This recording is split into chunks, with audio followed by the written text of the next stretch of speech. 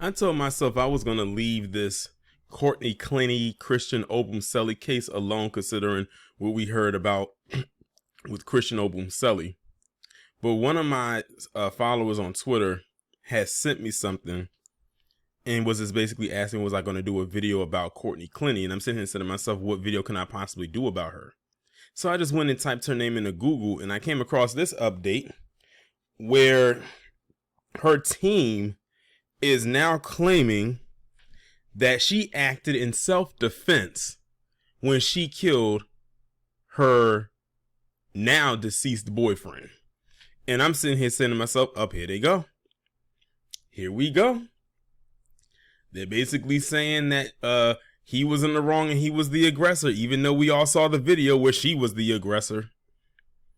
And we all kept hearing little stories here and there about how she was beating up on this man, even beyond the video we saw in the elevator. And I'm sitting here saying to myself also, why would they take this long to put that out there? Especially with the optics. She's a white woman. He was a black man. Why would they put that out there this late? You would think that they would have put this out here right around the time when all of this started to blow up. At least to give them some kind of a case or whatever, whatever the case may be. So I believe there's an angle here, and there's a reason why they waited to now to say this. But I'm going to read this article coming from Law and Crime that was posted on May 16, 2023. Lawyers for OnlyFans model Courtney Clenney claim they've unearthed evidence that supports her statements that she acted in self-defense when she stabbed her boyfriend Christian Toby Obumseli during an argument at their condo in April 2022. Clenney, aged 26, faces a second-degree murder charge in Miami-Dade County, Florida, for Obumseli's death. During the confrontation, Obumseli was stabbed in the chest with a knife in a downward motion, causing a fatal injury when the blade struck an artery in his chest.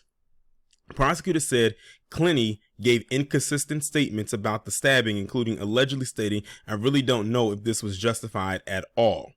Now, you go off of those statements right then, saying that she gave conflicting statements, but now we're supposed to believe she was acting in self-defense. And that you have this evidence that you can use to prove that she was acting in self-defense. I would like to see this so-called evidence.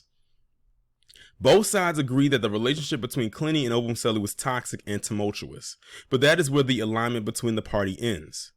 Prosecutors say Clenney was the aggressor and Obumseli was the victim of domestic violence. Clenney's attorney says she was an abused woman. I think that the fact that the detective in this matter did not arrest her for 4 months while they investigated the case is very telling, attorney Frank Prieto, who represents Clenney along with Sabrina Puglisi, said in an interview with Law and Crime. When announcing the charges against Clenney, the Miami-Dade County State Attorney's Office released a video of Clenney and Obumseli in an elevator at their condo complex that was recorded months before Obumseli's death. It shows the pair in the elevator and Clenney striking Obumseli. I've seen that video. I think a lot of us have. She hit that man so hard, she knocked his man bun out. What the media has portrayed is a snapshot in time, Puglisi said. If you actually look at the first few seconds of that video, which is cut off in most news media cycles, what you see is actually she does not want him to come into the elevator to go upstairs. There is only one key fob in order to be able to get up into this apartment. Puglisi and Prieto say there are 3 instances that claim to use at trial that they claim show Clenney was the victim of abuse. The first is in Las Vegas in 2021, where she actually called security in the interview of the security officer by police. And you can see it in the body camera of the police officer. He says he overheard her saying, "Get your hands off me." And when they go up to the room, clumps of her hair were on the ground. Obumseli's family has filed a wrongful death lawsuit against Clenney. The family is also suing the Homeowners Association, the company that manages the apartment complex, and the security company for negligence. Clenney's attorneys call the suit a money grab. Last week, Obumseli's cousin and attorneys held a press conference in which they said there were 6 disturbance calls related to Obumseli and Clenney between January and March 2022. Attorneys for Obumseli's family said tenants and others called 911 to report violence and threats, and that Clenney was the one at fault. The forensic evidence is clear that Christian was not an aggressor in any way, and that there's one aggressor in this case, said Michael Haggard, who represents Obumseli's family. Obumseli's family said they suffered an unimaginable loss. We've lost so much just beyond Toby. My aunt has never been the same. She is marked with a sadness and anger and grief that will likely never go away, said Karen Egbuna, Obumseli's cousin. Prieto said the civil suit will likely not move forward until the criminal case has been concluded. He said there's no doubt both Clenney and Obumseli acted inappropriately in the relationship. A status conference is set for July, but a trial date for Clenney has yet to be set.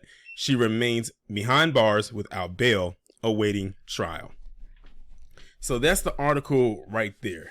Yeah, they're definitely trying to get her off.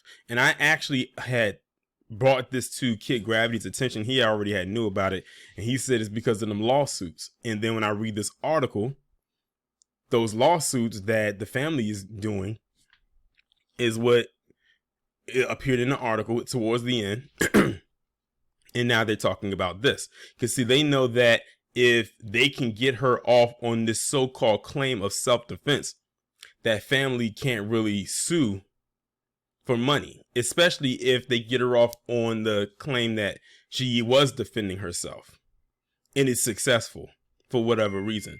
But again, keep in mind, this woman was just gallivanting everywhere, like jet setting across the country into other places after she did what she did. Remember that video where those black women had confronted her? I think she was with her dad at some hotel.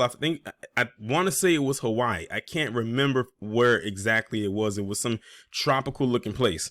And they was confronting her saying that, aren't you the woman that killed her boyfriend? And they basically ran her up out of the hotel lobby. I remember that video. And then shortly after, maybe not too shortly after, she finally got arrested. And this was way after she had did what she did. You know, for a woman that's so distraught, she didn't seem that concerned.